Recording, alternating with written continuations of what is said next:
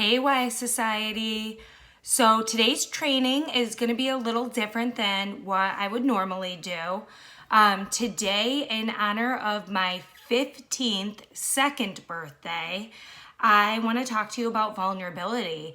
This is something I have never talked about publicly before. So a lot of you are going to be hearing some of this for the very first time. And I think it's really important that I share this with you, and I welcome you to share things as well. So basically, I have to start at the beginning of why I'm talking about vulnerability today. And I have to tell you that I quit Unique before Unified.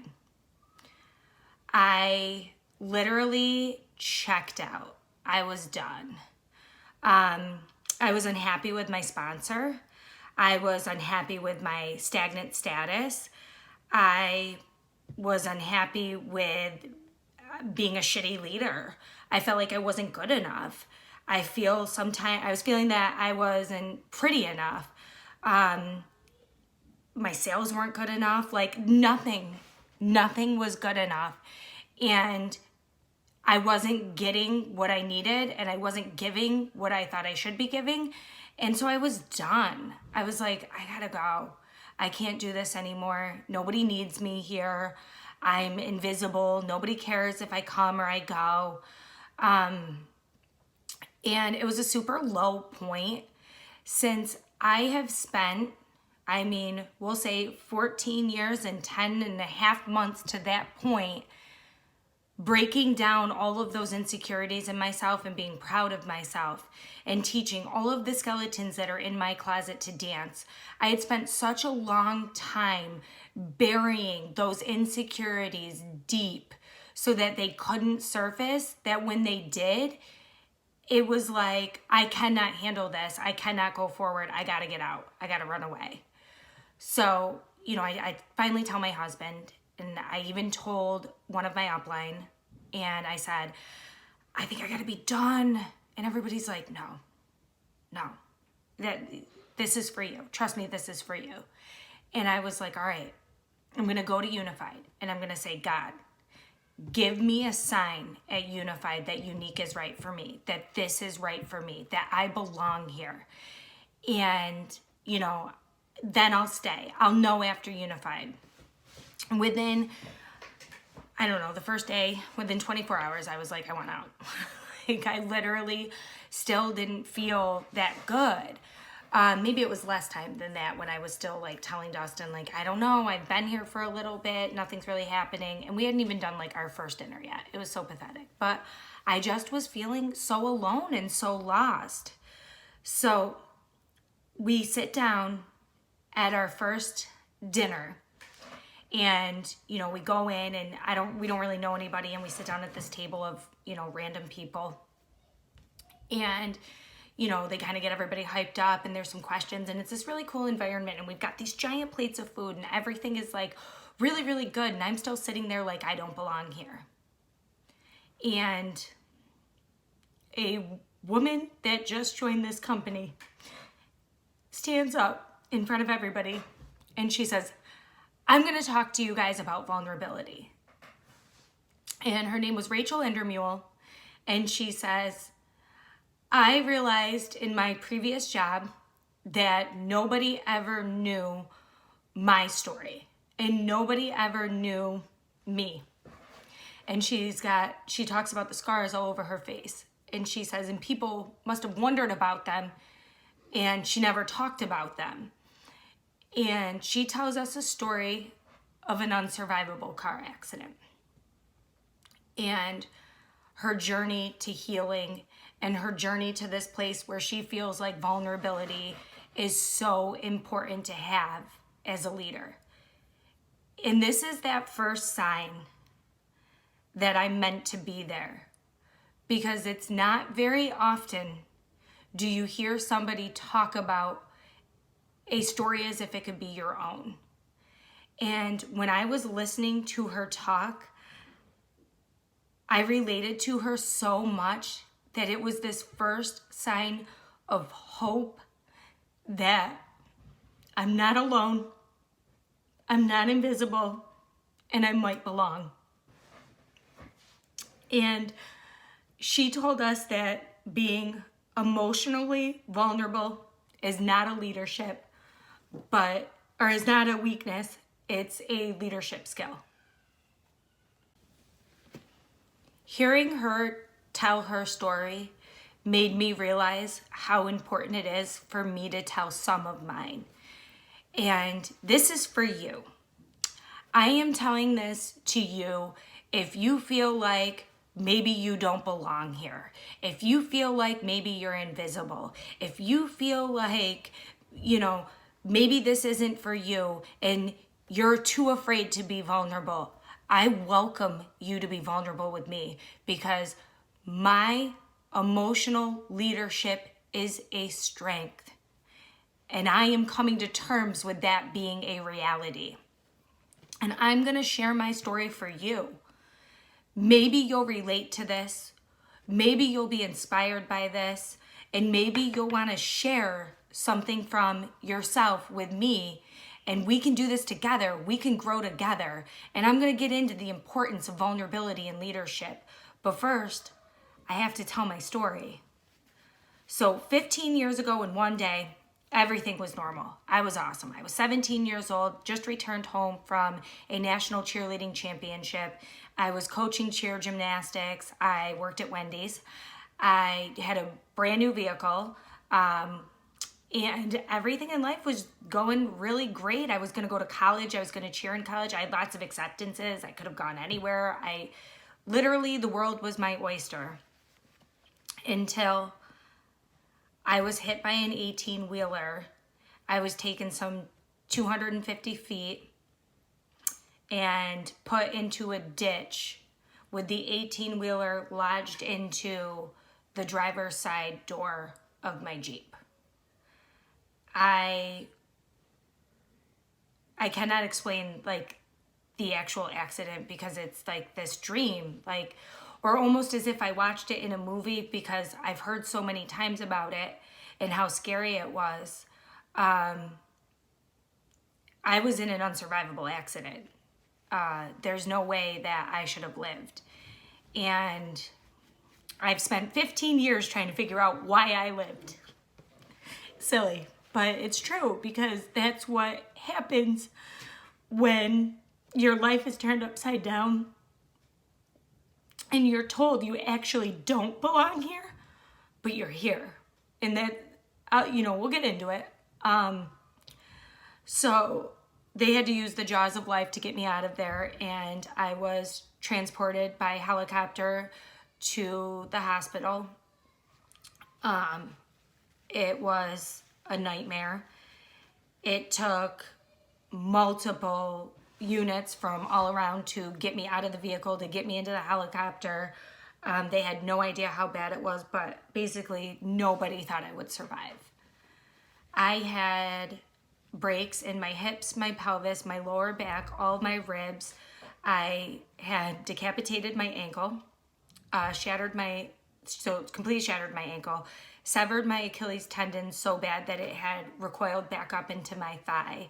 I was never walking again. And there was too much. It was like I was broken.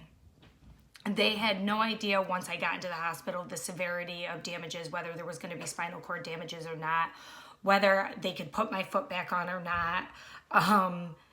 There was so many things. It was just, let's stabilize her first.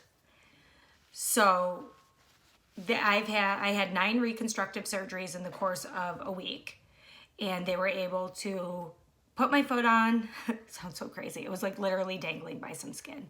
They recreated my foot with arteries and veins from my arm and skin grafting, and they took a skin flap. So they were able to put it back on, and I had to go, I had this machine that was connected to my foot, like a little sonar machine to make sure that there was circulation getting to it. And I just remember I was in the hospital for just shy of a month, and it used to beep, just like sonar beeps, when you see them looking for fish. And so I had that to make sure, And when that would fail, that's when I would go in for another surgery to make sure that they were getting the connections right, to hopefully get blood flow into my foot so that I wouldn't actually lose my foot for good. And they told me that the chances of me walking were slim to none. They told me that if I ever did walk, I would never walk right. There was even concerns that I wouldn't be able to have children because of the damage to my back, my hips, and my pelvis. There was, I was going to have chronic pain, chronic fatigue. And then the other concern was with my ribs. When I would grow a child in my belly, what would happen with my ribs from the breaks? So there was a lot of things that I have been up against in the last 15 years. And I've told all of those things to go screw themselves. And I have lived my life as if I could live my life any way I want to, and not as if these things were a determination of the life I was going to live. I had some really amazing doctors. I had some really great support in my life, and all of that helped me overcome the physical. But one of the things that I'm talking about here is the emotional. And this is just like one tiny piece of my story, is this accident, this unsurvivable accident. And these physical pains that nobody knows still exist, and the emotional pains that I'll have forever.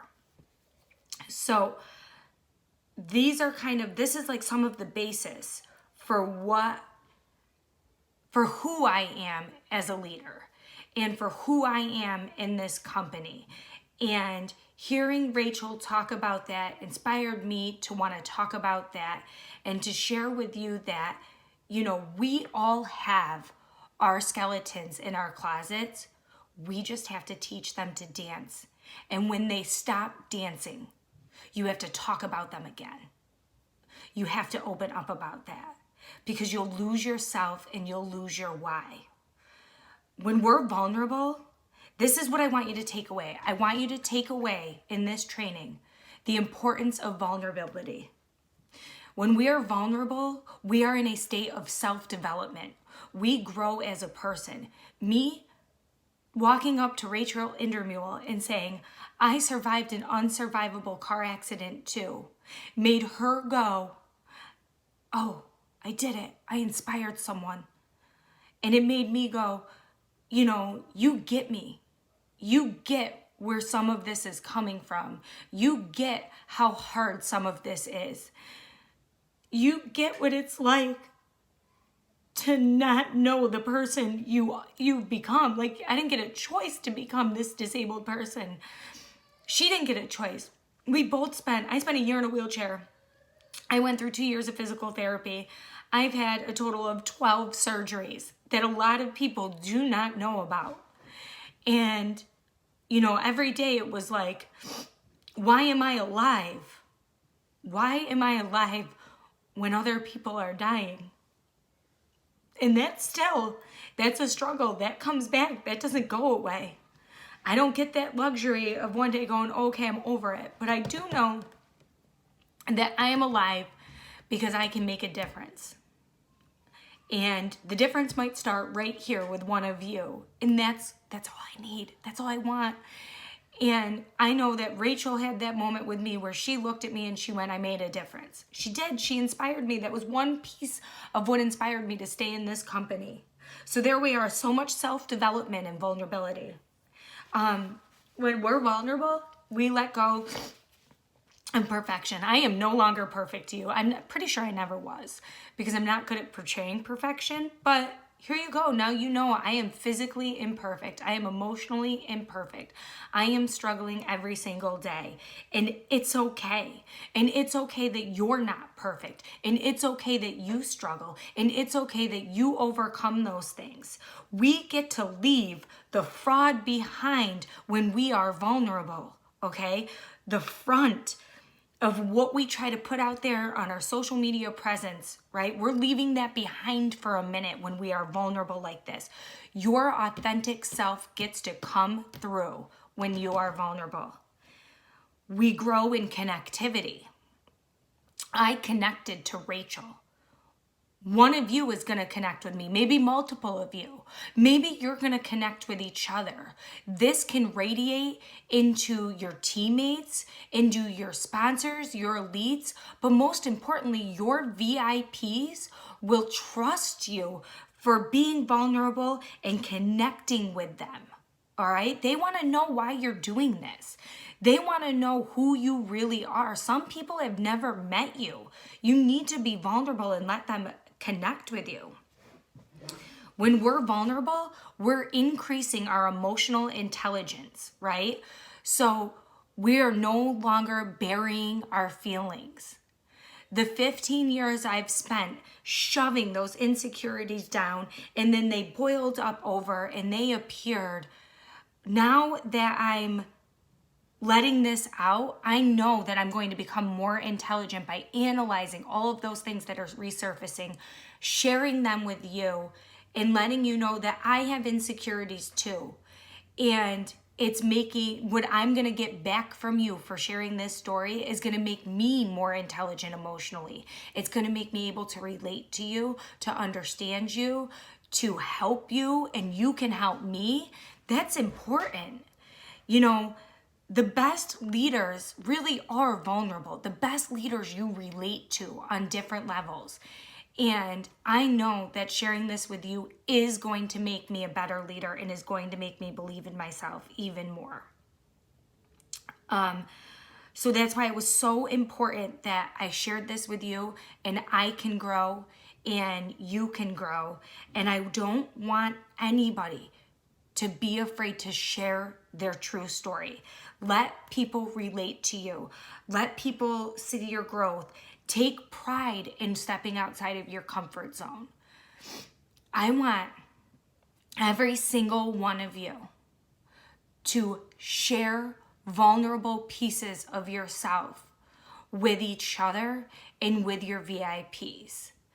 It's so important that sometimes we let go of the makeup, we let go of the perfection, and we actually let our audience meet us. So that's our goal for today. And thank you everybody who watched.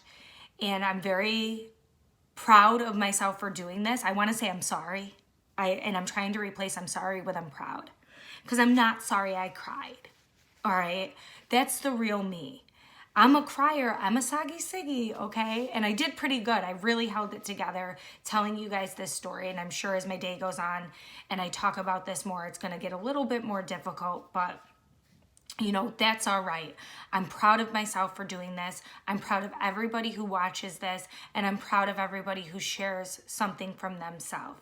So here we go. Today's our vulnerable day. It's gonna be a hard one, but that's all right. We need this because we are all gonna be better leaders after this.